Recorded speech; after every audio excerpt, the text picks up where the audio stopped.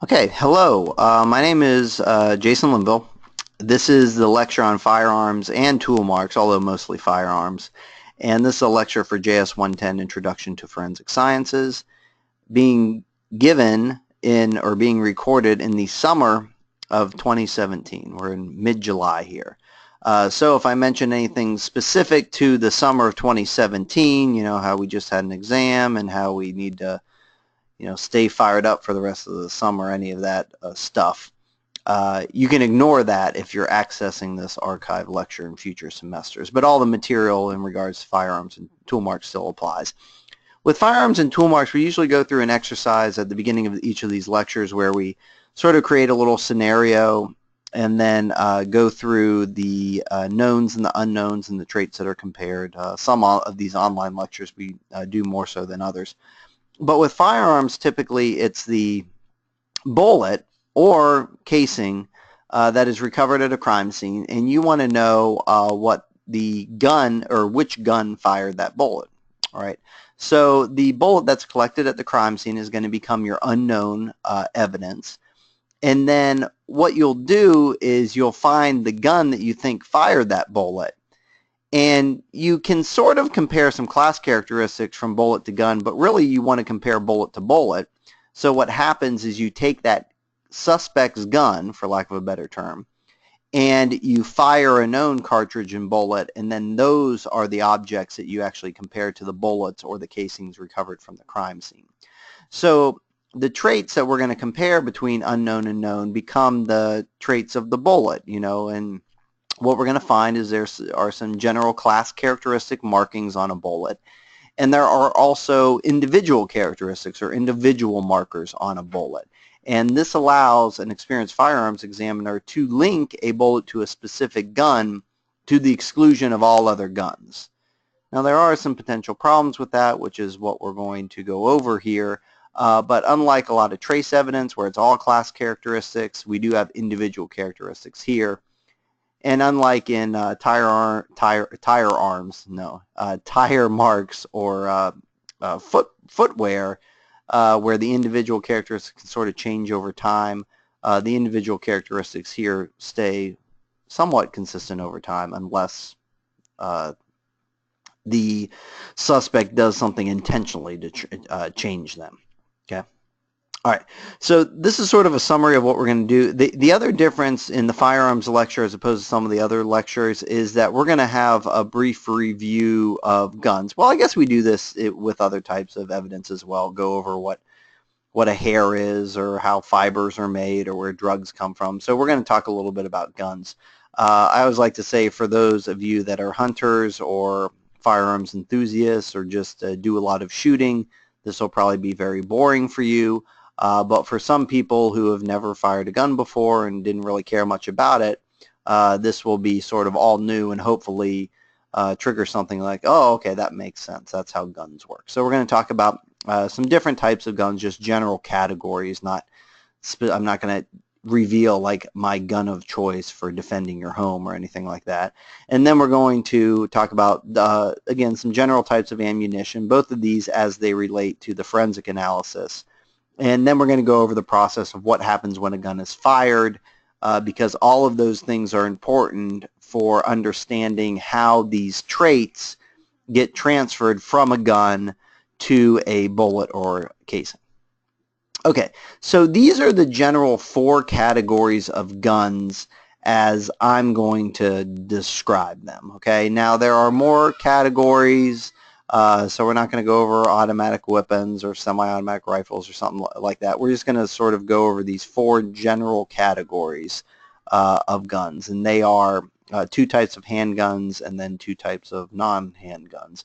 And what we're going to find here is that the shotgun, which is over here on the right, is a little bit different than all of the others in that it doesn't fire a bullet. What? No, trust me, we're getting there. Okay. The first thing to understand about firearms, or the first thing I'm going to present to you, is that there's 2 types of barrels. All right, and again, not to spoil the surprise, but the shotgun is going to have the smooth barrel, and then the other guns are going to have rifled barrels.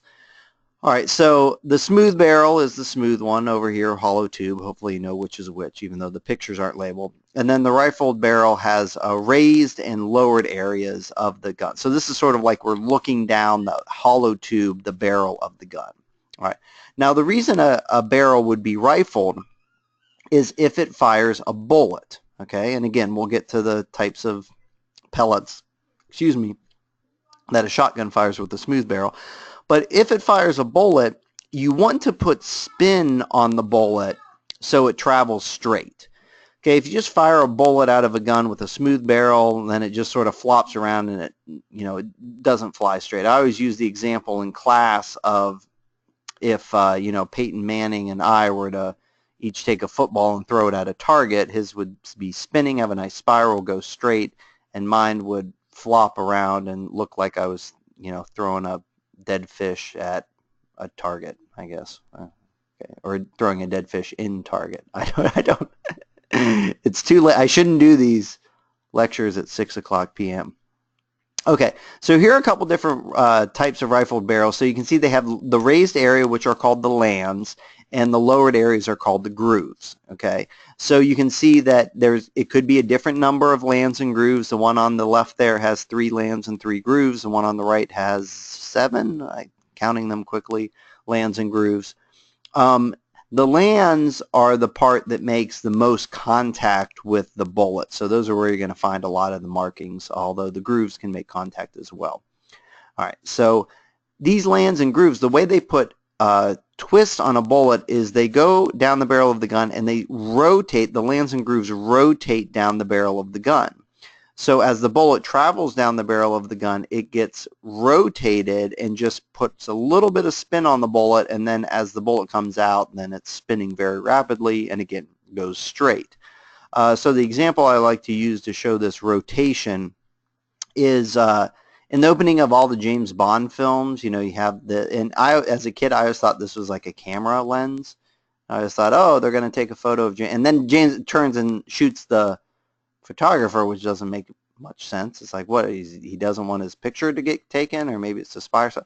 But I think what it's supposed to represent is sort of the barrel of a gun, where you can see sort of the spinning of the lands and grooves down the barrel of the gun. So if a bullet was fired, then it would spin. So that sort of better justifies the hero, James Bond, turning and shooting somebody who's about to shoot him.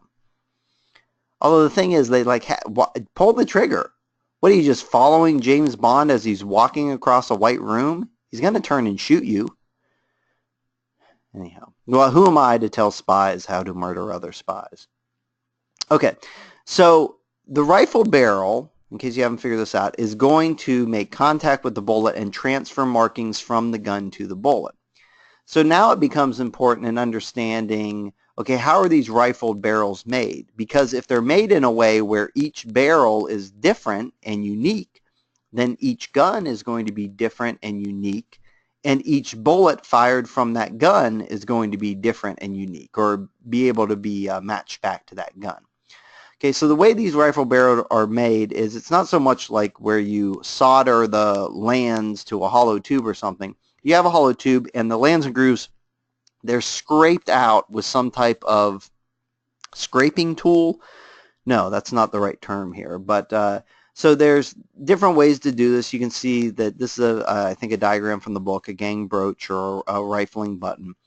And you basically, shove these down the hollow barrel, and you scrape out the lands and grooves, and you sort of rotate the rifling button down the barrel of the gun. So you wind up with these grooves in the barrel that are rotating down the barrel of the gun. All right. So every time you make a barrel, all right, the type of minor, tiny scratches, which we're going to call striations, and we're going to look at a little bit later in the lecture, they are going to be unique to each individual gun. And when firearm analysts actually do their testing and their training, they often do what's called a 10-barrel study, where they take 10 guns that were manufactured using the same machinery right after one another. Okay, so like, gun 91 through 99, wait, is that counting right, through 100, off the line, and they take those guns and then they fire bullets from them, and they see if within those 10 guns are there differences. Because the theory is, if you can find differences in 10 guns that were made with the same machinery back to back, and you find differences in those 10 guns, then it's going to be very easy to tell the difference between different guns that were manufactured using different machinery in different locations, and it sort of, validates that. It's almost like taking this is a terrible example. It's almost like, taking humans that were manufactured from some machine and looking at their fingerprints and making sure that those humans that were made back to back were, okay, that's a lousy example. Let's just stop there. Okay. So you start with a hollow tube and they're scraped out. Okay. So it's sort of like if you took a knife or a nail or a chisel and scraped it across, a piece of metal. Every time you scraped it, it might be a little bit different. Okay. All right.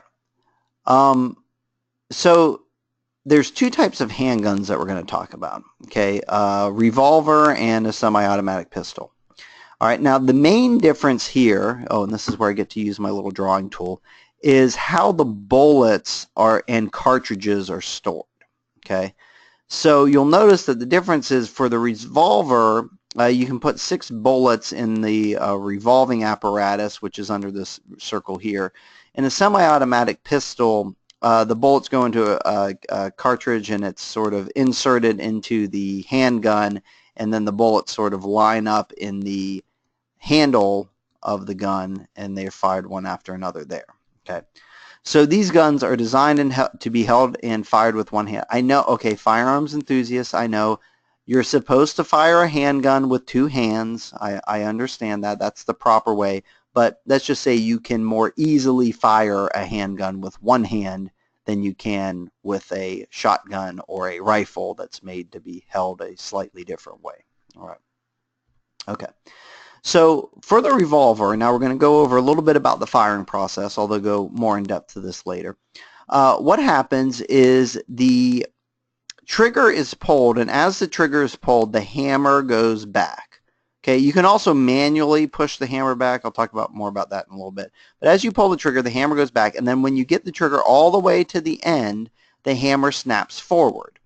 Okay, the hammer is going to hit the back of the casing, okay, which is the primer. Well, again, we'll talk about this exact process later.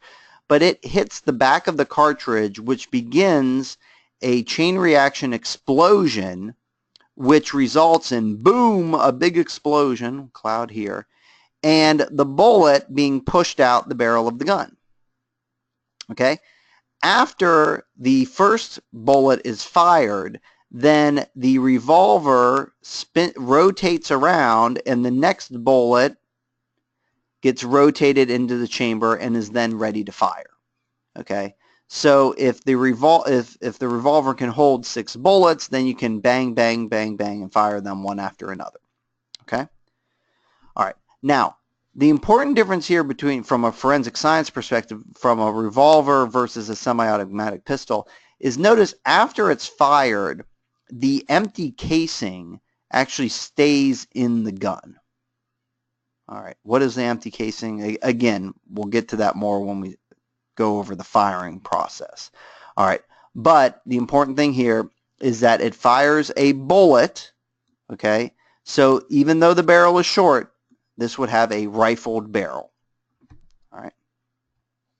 Semi-automatic pistol, almost exactly the same. It fires a bullet. It has a rifled barrel here, okay?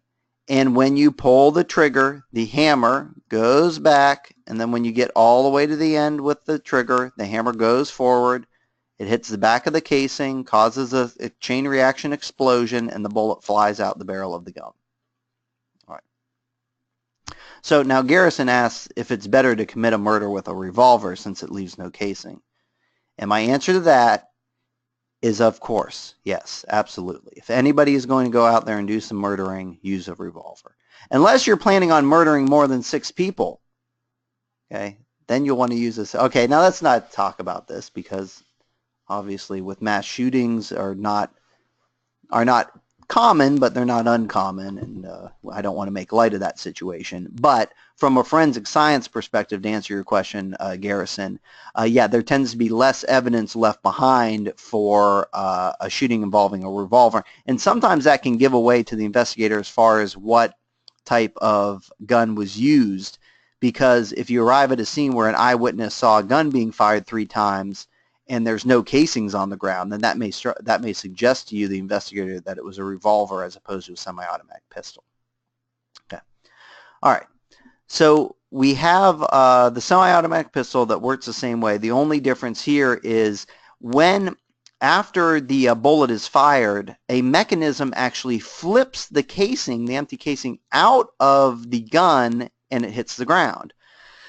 So if you think about, glorified gun violence movies, gangster movies, where they're firing like 2 guns at one time, and then there's the shot of the pavement where the casings are like clinking off of the ground.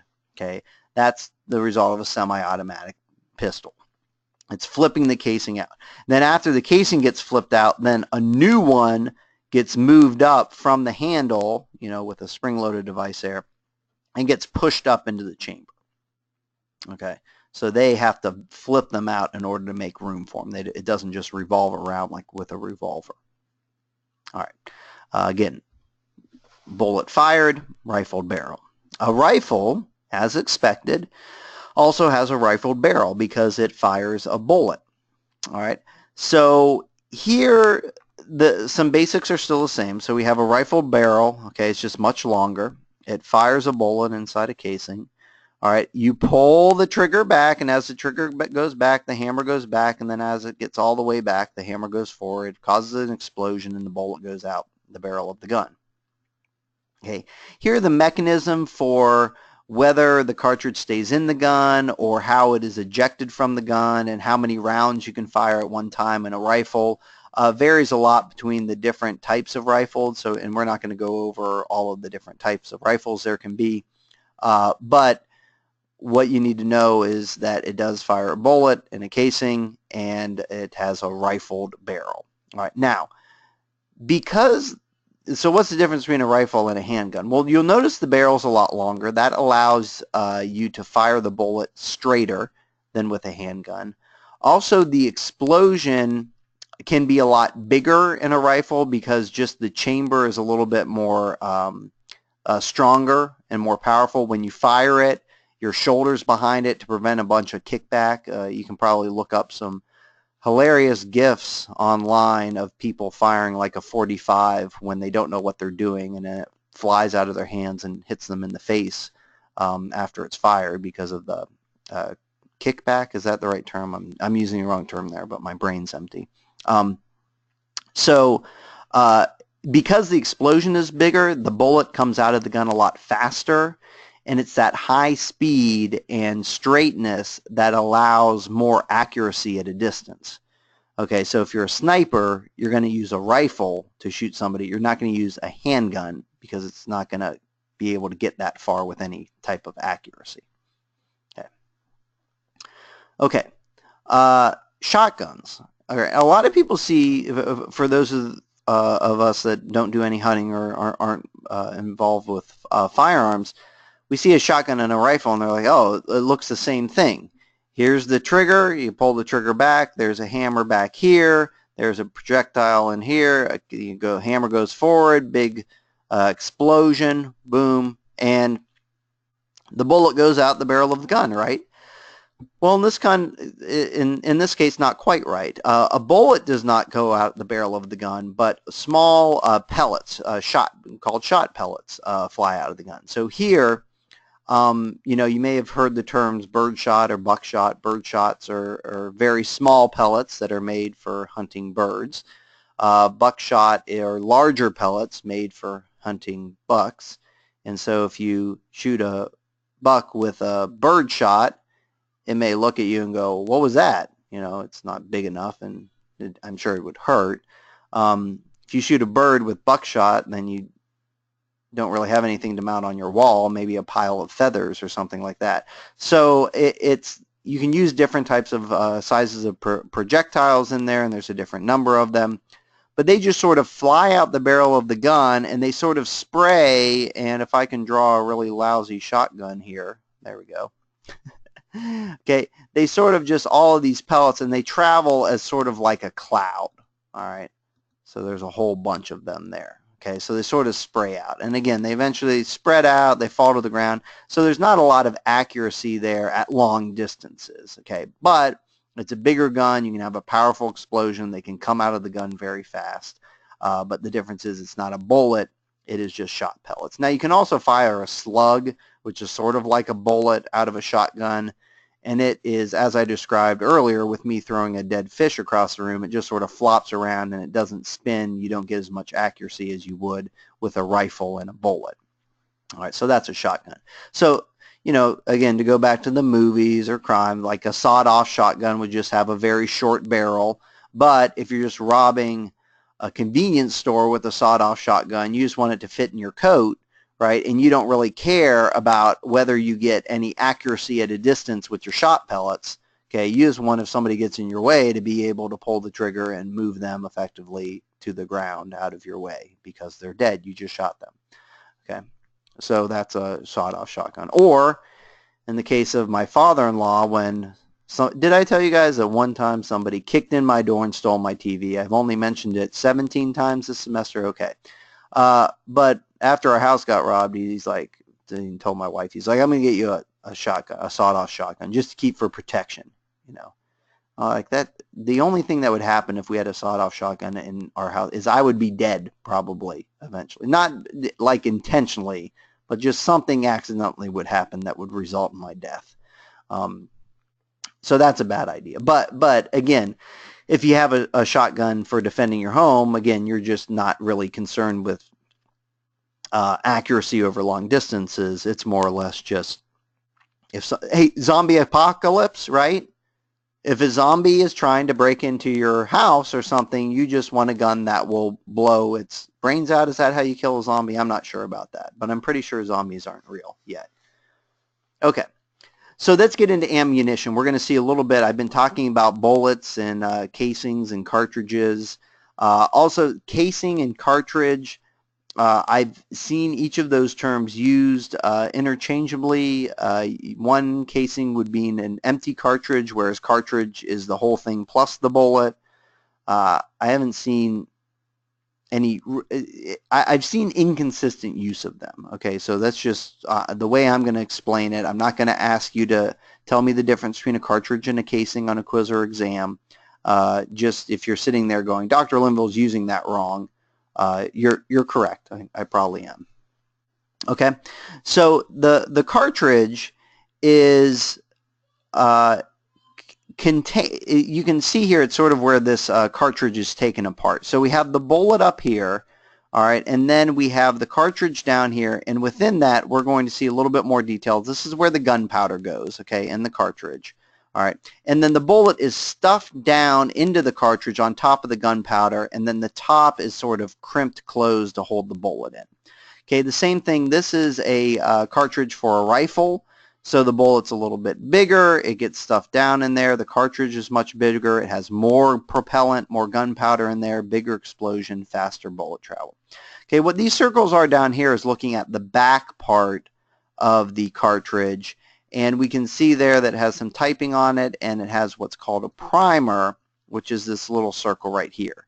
The primer is the area of the cartridge that will make contact with the hammer, or rather the hammer makes contact with that primer. So just by taking a small firing pin and punching the primer, you can set off a large explosion that causes a bullet to fly out of a gun. Okay. All right.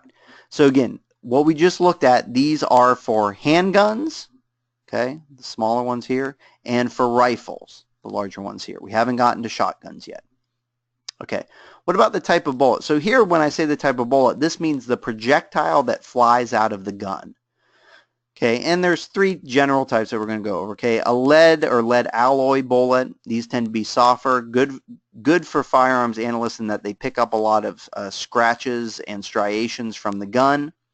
Bad for the firearms examiner is that they tend to get beat up if they bounce off of pavement or through bodies or off buildings or something like that. A semi-jacketed bullet has a brass jacket that covers the sides of the lead bullet. So this is important for a firearms examiner because it's that brass jacket that makes contact with the barrel of the gun, the lands and grooves in the gun, so it will contain the striations.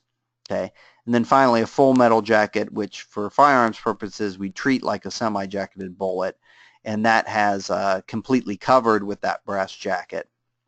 And again, that will be what has the striations.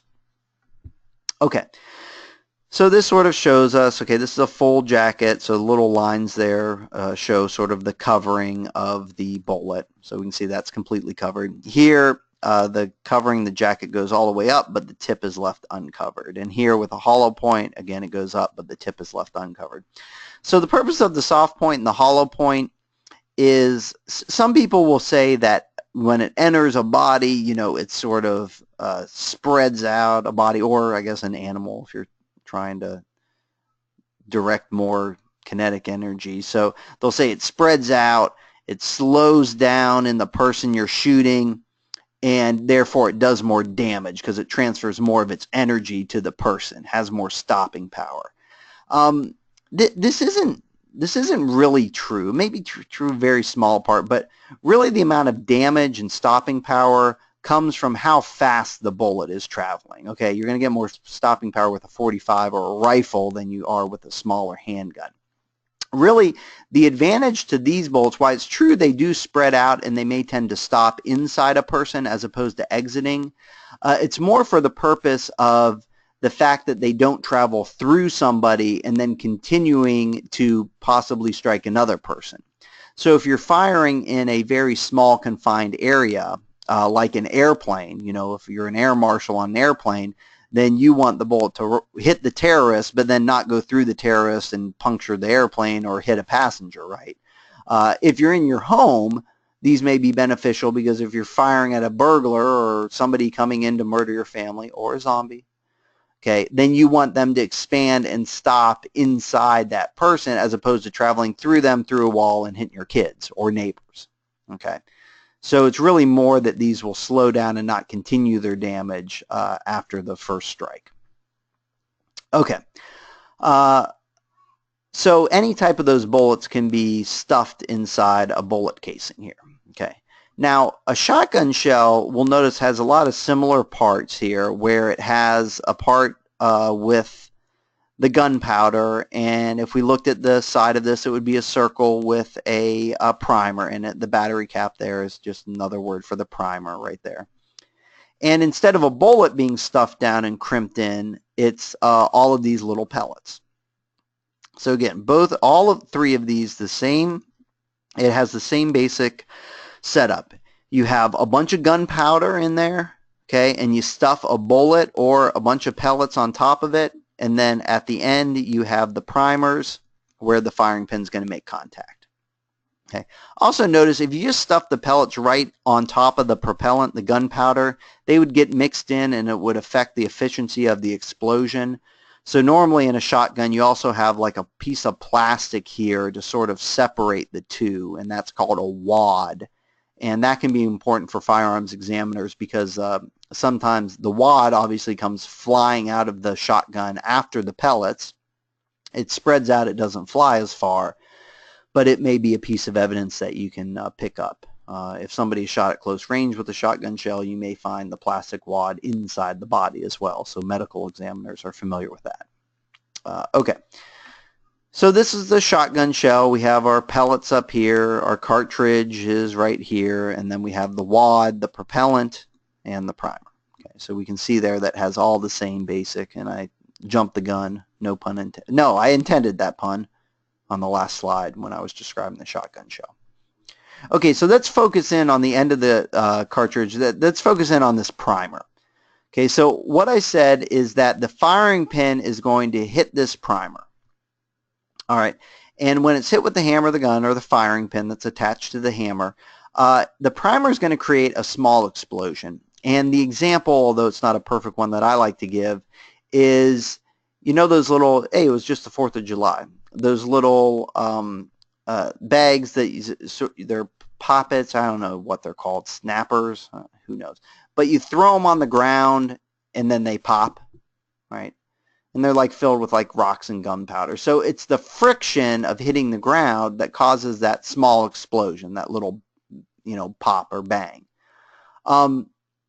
So this is sort of, the primer is sort of similar to that, where it's just the friction of the firing pin hitting that primer, and it causes this little pop, okay?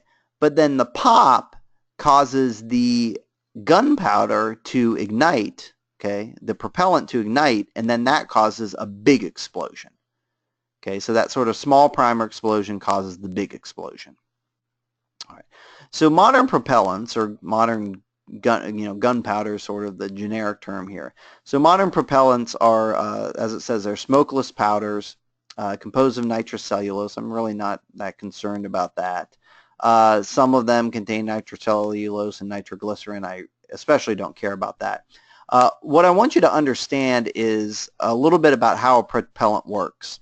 Okay, and we have here nitrocellulose. Cellulose, sort of plant material, has a lot of carbon in it, and nitro has a lot of nitrogen in it. So what happens is you have a lot of carbon molecules and nitrogen molecules in gunpowder. Oh, Dr. Lowe, this is going to be awful. Well, just hear me out. Okay, I want you to go back to science class where you learned about solid, liquids, and gases. Okay, so gunpowder is a solid, right?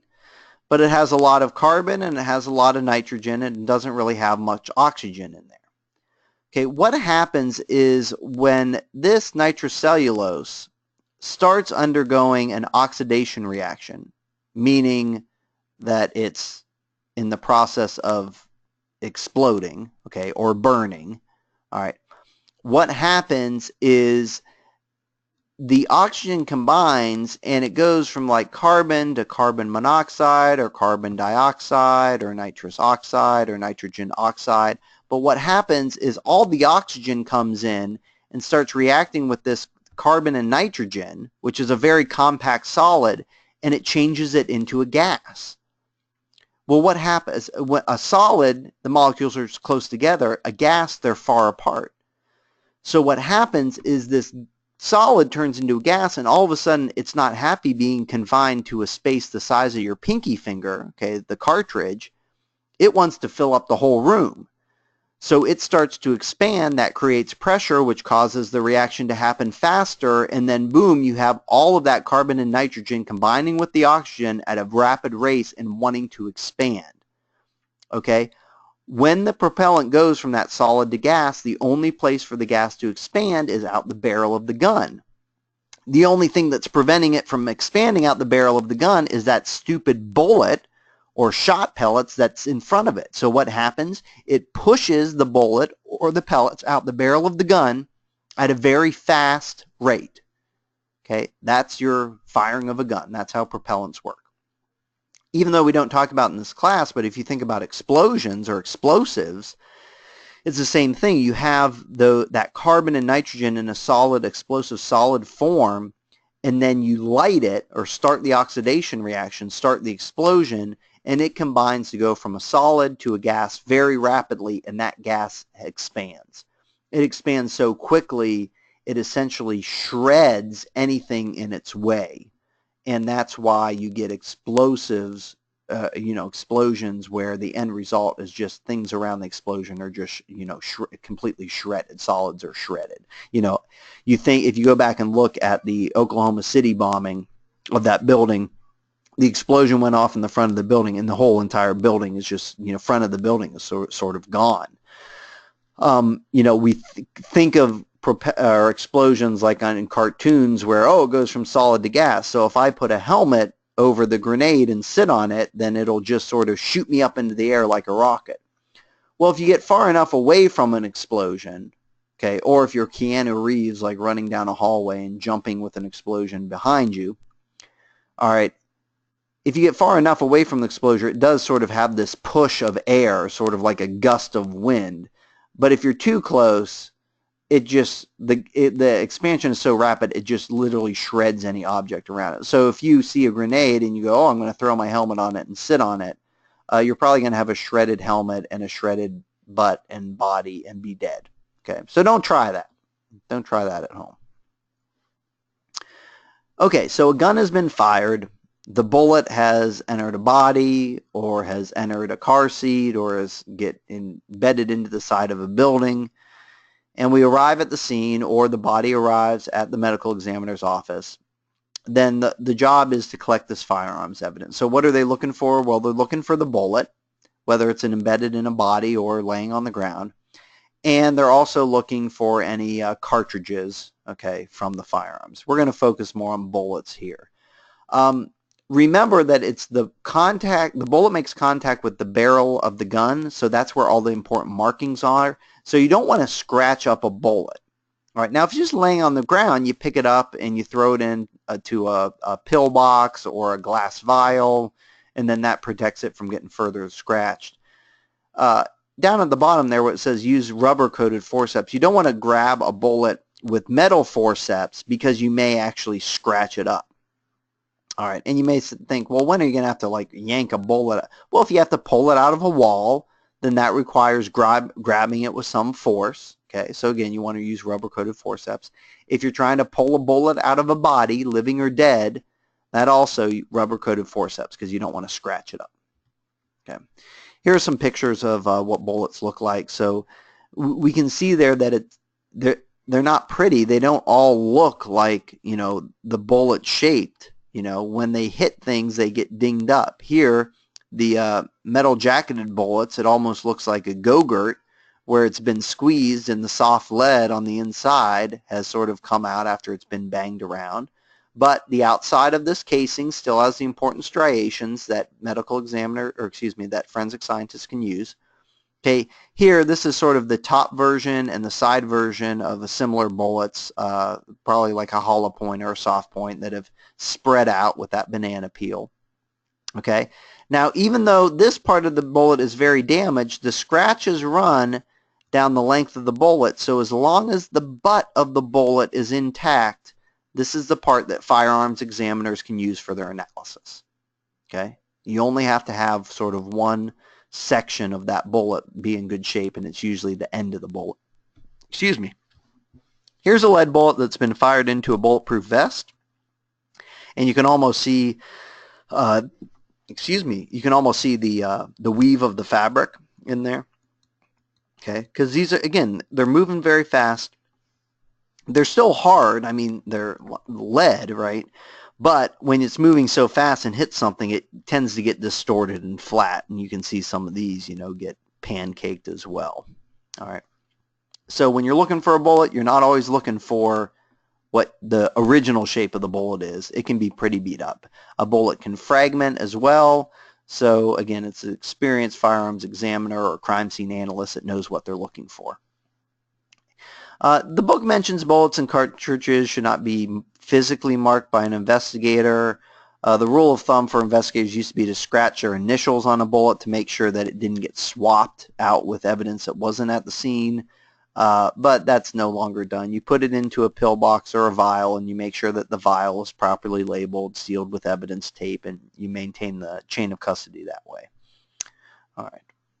And again, with bullets, you want to use hard containers, you know, not soft paper envelopes or plastic envelopes, because you want to avoid any further scratching of the bullet. Okay, so the bullet is collected from the medical examiner's office or the crime scene, and it eventually makes its way to the firearms examiner. They're going to begin their analysis of that bullet by recording all the class characteristics they can just by looking at it, maybe with a, you know, stereobinocular microscope or the naked eye. I mean, you can measure the caliber of the bullet, you know, essentially what the diameter of the bullet is if it is not split into a bunch of pieces. Because again, as long as the butt of the bullet is in good shape, then you can make a lot of these measurements. You can see the lands and grooves. You can, you know, the lands sort of cut deeper into the bullet, so you're going to see these big grooves in the bullet that are pretty wide, and you can count them, whether there's 3 going around or 5 or 7. I think 5 and 6 is sort of the normal number there. Also, the widths of the lands and grooves. Sometimes the you know, 2 different manufacturers of guns may each have 5 lands and grooves, but one of the manufacturers may have a little bit thicker lands than the other manufacturer. And then finally, the direction and degree of rifling twist. The the lands and grooves that are on the bullet that you can see are going to be slanted because of the direction of that rifling twist, that they go down the barrel of the bullet and causes it to spin. So they're going to be slanted on the bullet.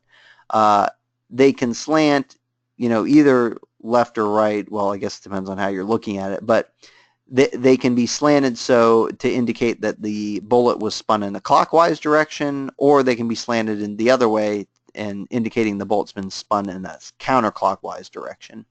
And firearms examiners know, like, I think most firearms spin the bullet in a clockwise direction, and there's like one weird manufacturer, I can't remember if it was Smith & Wesson, not a weird manufacturer, but one manufacturer like does it the opposite way.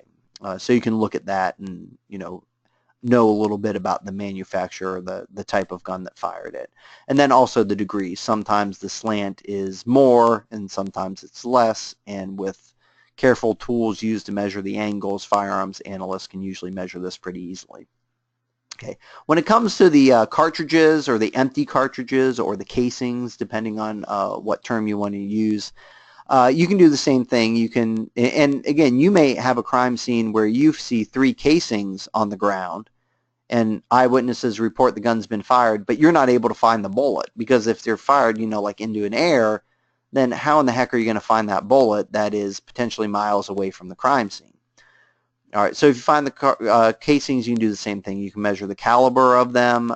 You can figure out where the firing pin has hit the cartridge within that primer. Some of them hit it dead center. Some of them hit it off to the side. Some firing pins are square, so you can see that square mark on the primer. Some of them are round. On the sides, the extractor, and injector are the little metal hooks that are used to flip the empty casing out of the gun so they can leave marks on the cartridges. So the size and the location of those all can be looked at with a microscope or just with the naked eye, and again recorded. It gives the fire examiner sort of a start of where to begin in figuring out what type of gun caused this to be fired. All right. Garrison asks, is it true that bullets shot into the air can come down somewhere and kill someone? That is true. Okay. Now, if you fire it into the air and it starts to travel back down, so this gets into like throwing a penny off the Empire State Building type discussion. When it travels down, it hits wind resistant and it starts to slow it down, and it'll probably start to spin and rotate and flop around as opposed to maintaining its tight spiral. And again, it depends on how, like, is it straight up into the air or is it sort of at an angle as far as that goes? So it may lose some of its velocity. I remember back in Ohio when I was growing up, this is a terrible story. Around Youngstown, the LPGA was in town, and one of the golfers got shot in the neck when she was walking into Farmore, which Farmore is like Walgreens would be, like sort of a pharmacy, but also it had a lot of really good deals. Like every once in a while, they would put, and this was many years ago, but they would put like a 12-pack of Coke on sale for like $1.99. Everybody would go nuts. Oh, they're selling, you get 5 for $10 out at Farmore, and everybody would drive there and buy so much Coca-Cola that they wouldn't know how to do. I don't, Garrison, why are you asking me about how to get a good deal on Coca-Cola in 1987? All right. But anyhow, this LPGA golfer, she got shot, but she got shot in the neck, and it was sort of like where she got hit, and she couldn't figure out what happened. And it was somebody was, and I don't know if they ever figured out what, but it was somebody was just practicing, firing at a target in their backyard or something, and it got away from them. So by the time it went up in the air and came back down, in Niles, Ohio, and hit this poor golfer who was randomly walking by, it wasn't enough to kill her, but it was enough to do some damage. All right. So with that being said, I always, New Year's Eve, stay inside. Okay, when we lived up in Crestwood, I found a bullet in our roof one time, And I think it was probably from New Year's Eve or 4th of July where people go out and just fire guns in the air. I always like it. You know, the cops always come out and they're like, everybody, I know you're not going to listen to us, but please don't fire guns into the air on New Year's Eve. Somebody's going to get hurt, you know. Because the truth of the matter is normally when you fire a bullet into the air, it's going to come down somewhere and there's not going to be a person there. You know, it's going to be no big deal. You know, it's like when if a meteor comes through the atmosphere and it lands in the ocean. Okay, very rarely does it smash through a window in England and wind up in the Queen's tea and splashes her in the face to a comedic effect. All right. It doesn't matter if I answered your question, Garrison. We're going to go ahead and move on from this. All right. So you can do the analysis on your unknown sample, right, on your evidence sample, and know a little bit about the type of gun that fired it. But the real thing that we want to do is we want to get the gun that we think fired it and compare the bullet to that gun. Okay, so like I said before, you can't compare a bullet to a gun, although some of those class characteristics you can imagine you don't have to fire a test sample for. I mean, if your bullet is a 22 and your gun is a 45, then that's a class characteristic that's different. It's a class characteristic that can't change over time. It's not like you fire a bullet out of a 45 and then it magically shrinks and becomes a 22, right? So you can exclude that gun from having fired that bullet. You don't even need to fire a test sample. But if all the class characteristics start to match just on what you can do, then you fire a known sample and you look a little bit more closely at it. Like maybe the degree of the rifling twist, it might be hard to measure that from the gun. You might want to fire a bullet and actually do a bullet-to-bullet comparison. So you take the known gun and you fire a test sample, and that's where you see these big water tanks that this guy's firing it into. On TV, they like to use gel blocks where they'll fire it into a gel block. And again, they just want to fire it in a way that the bullet doesn't get dinged up. So you have a really good, clean bullet to do your comparison with. Okay. The comparison is done on a comparison microscope, so you can look at both bullets on the same at the same time. You can do this to look at the class characteristics, but more specifically, you usually use a comparison microscope when you move to the individual characteristics, which are the striations. Okay, so with the class characteristics, my evidence bullet is a 22. The gun, my suspect's gun is a 22, okay, size caliber. What is your conclusion? Let's say that this is a mock case question. Well, your conclusion is that that gun could have fired the bullet, but there are other guns that have that same trait, right? There are other guns that also fire 22s. All right, with striations, if you say, my evidence bullet has these striations on them, okay, and there's the scratches in this region that we're looking for here. And you can sort of see the transition from the land and groove right here, okay, whereas this is sort of, you know, more deeply embedded than this up here. Okay, so you're looking at these striations, okay, and then you're looking at them from the, so this is sort of our unknown evidence here, and then this is our known sample over here, okay, and the line down, okay, and then you see if they match up, okay, and you can see that there's a lot of places where these tiny scratches, they match up all along. All right, now those striations are an individual characteristics where the question is, okay, are there any other guns that could fire a bullet that would have these same striations, same pattern of striations? And the answer to that question is no. Okay, only this specific gun could fire a bullet with these striations. Because remember, you're not just comparing it here, but you also have probably 5 or 6 other grooves that have those same striations, and they need to match it every single one. Okay. So if your striations match, then the firearm. Now, it's hard to do statistics on this as far as, well, could there be another gun? Or if it was the gun that was made right after this gun. Again, like I said, they do 10-barrel studies, and they find that even guns manufactured one after another have slight differences in the striations. So this is sort of like the fingerprint for each gun. All right, so if the characteristics and the striations match, you can say the bullet was likely fired from the suspect gun. And here, this is all up to the examiner. All right. So sometimes if they match, they will say it was fired. Okay. And when you guys do your tests, okay, mock case tests, we are considering the striations an individual characteristic. Okay, so in that case, what you can say is, what is your conclusion if the striations match? If one of the options is this bullet was definitely fired by the suspect's gun, that is the correct answer. Okay, you can say definitely. Okay. So if the class characteristics don't match, then you can exclude it. You can say, okay, yeah, this gun could not have been used to fire this bullet. Now, if the class characteristics match but the striations do not, it says here the results are inconclusive, but again, it's up to the experience of the investigator. Because what can happen, you know, if Garrison's trying to figure out how to go out and murder a bunch of people, all right, what can happen is the murderer could murder somebody, right, with a gun or shoot or use it to commit a crime, and then take a file and actually scuff up the inside of the gun and change all of those striations on it. And then when the police get that gun, they'll compare it to the bullet found at the crime scene, and they'll find that those striations don't match.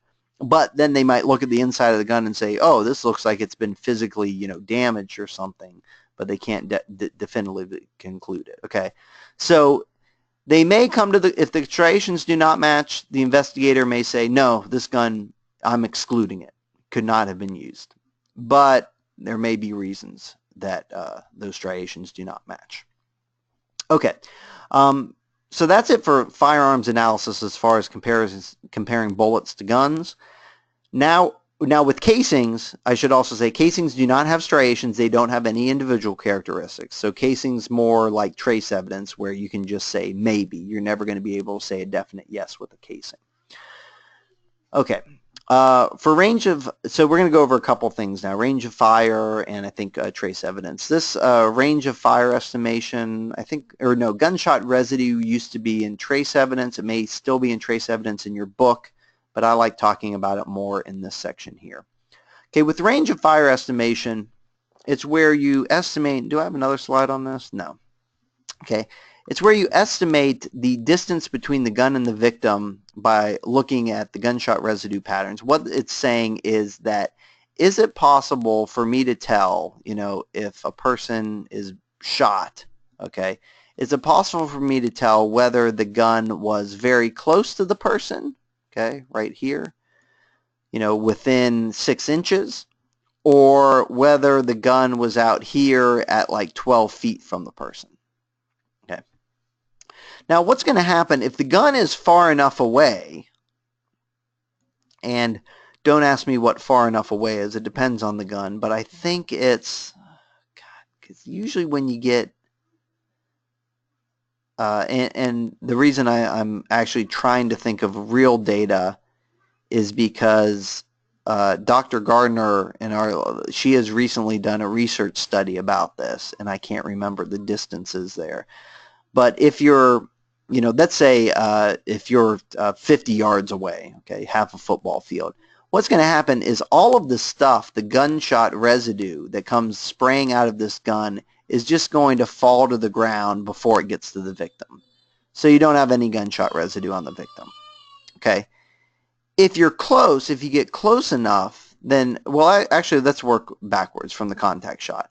If it's a contact shot, then all of those gases actually go inside of the person, and it sort of blows out the skin. We're going to look more at these at these wounds when we look at the forensic pathology lecture. But it creates sort of a blown out appearance. If you're near contact, somewhat close to the person, then what will happen is the gunshot residue sort of spreads out in a tight pattern around the bullet hole. But if you're farther away, what's going to happen is that gunshot residue is going to spread out more and more. So in theory, what you can do is see how spread out around the bullet hole is the gunshot residue. If it's spread out like this distance, then that may indicate that the person was, what, 2 feet away. If it's spread out like this, that may indicate that they were 4 feet away. If it's spread out like this, that may indicate that they were 6 feet away, etc., etc. Now, as it turns out, this is very difficult to do because every time a gun is fired, there's so many variables that aren't controlled that you may be 12 feet from the target, and sometimes it'll look like this, and sometimes it'll be bigger and look like this. But actually, Dr. Gardner's doing some really interesting research in trying to quantitate the amount of gunshot residue with advanced instrumentation to answer some of those questions. Okay, so gunshot residue, we're working sort of a little bit backwards here because again, I cut and pasted these slides from the trace lecture. All right, what I just talked about was gunshot residue that is flying out the barrel of a gun. All right, and when this picture was clear, I think you could see the actual bullet here somewhere coming out as well. Okay, but this stuff sort of flies out the barrel of the gun in a cone-like shape. Okay. Also, when the explosion occurs, gunshot residue also forms a cloud around the chamber, okay, of this explosive residue. So it's not airtight, and this stuff can fall onto the shooter's hand. All right. So there's a mixture of materials here that can be detected. So what can happen is, we just talked about the gunshot residue coming out of the barrel, but what you can also do is look at a person's hand if they're picked up after the crime, several hours after the crime, and you can test for different elements that may indicate whether they have fired a gun or not. All right. All right. So gunshot residue may be analyzed in crime. I'm going to skip this part because since it's an online lecture. I tell this story all the time in class when it's on campus about how I was once harassed by a small group of kittens. And whenever I tell a story, it's the class looks at me just like the police did when I try to file a report, like, oh, I don't care what pictures you have. Kittens aren't, don't have ulterior motives and all of that pro-kitten propaganda. Okay. But if I were to manage to catch one of these kittens and swab its paw and look for gunshot residue, what would I be looking for? Pretty much barium and antimony are found in high levels in gunshot residue. And I think some of these come from the primer or the propellant. I think maybe both of them from the primer explosion.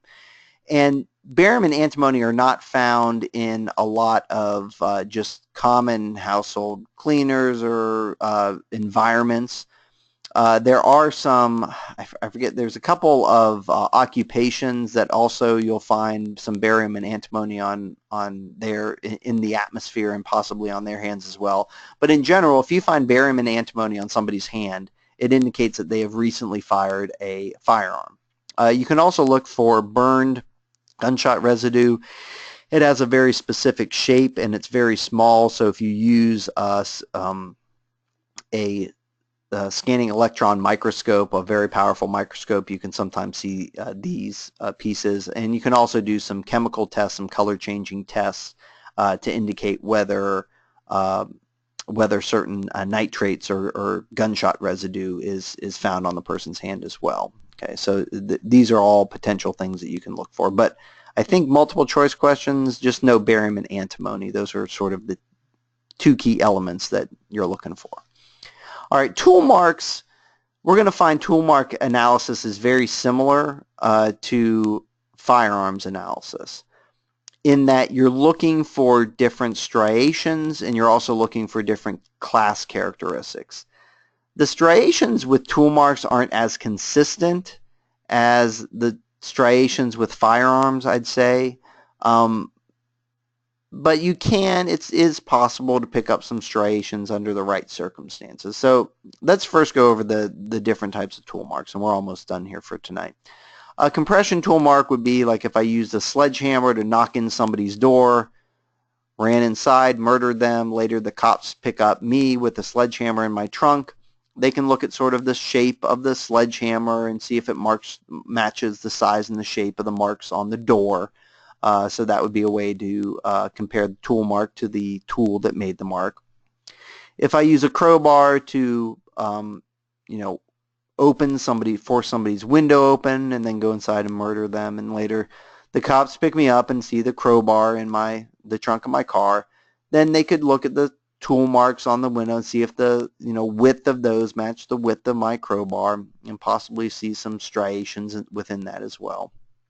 For cutting, this isn't cutting paper, but this is sort of cutting wire. So if I break into somebody's house and cut a bunch of wire with a pair of tin snips and then use the wire to bind them up before I murder them, I don't know, use your imagination.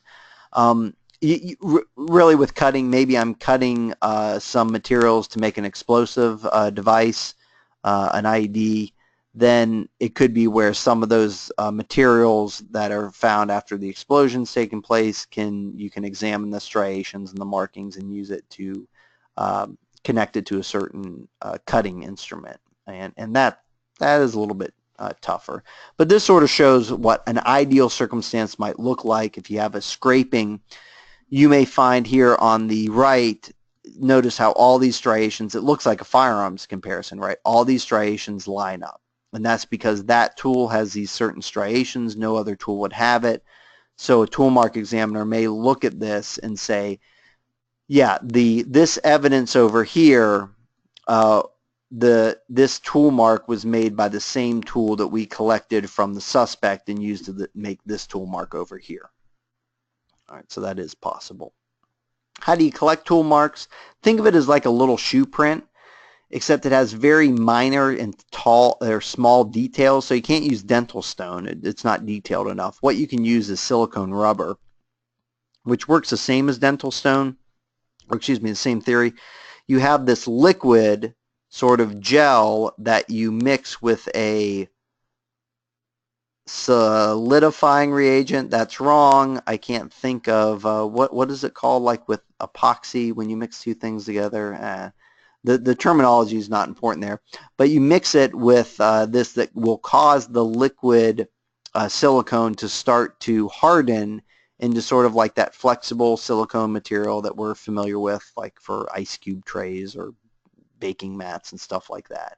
And it contains the tiny details of the tool mark.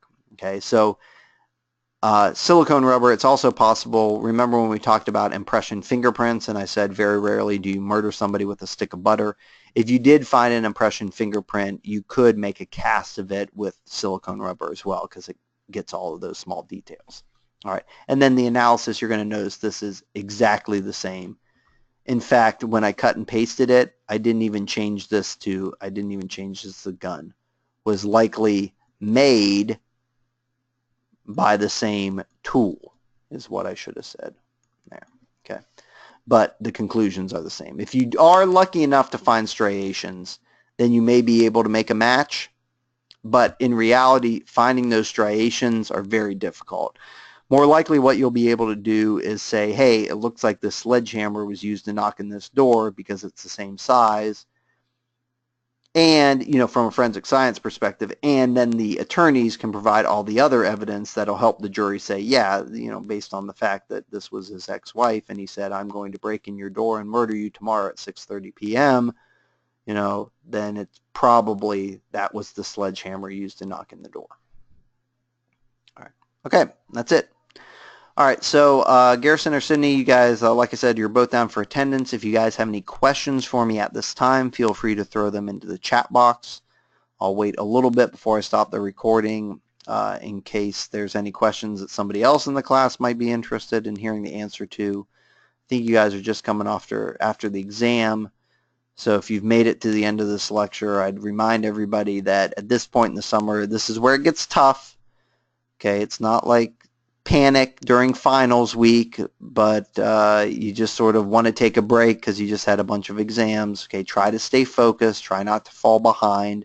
Still, for this course, make some time to listen to the lectures, keep up, study for the quiz as though they're closed book, complete the assignment as though they're due on the date that they're due, because they are. Okay, don't just say, I'm going to turn in late and take a couple points hit. Just try to keep up so you don't get swamped at the end of the semester, and then everything will be great. All right, that is it. All right, so Garrison, Sydney, you are free to leave. I'm going to go ahead and stop the recording right now.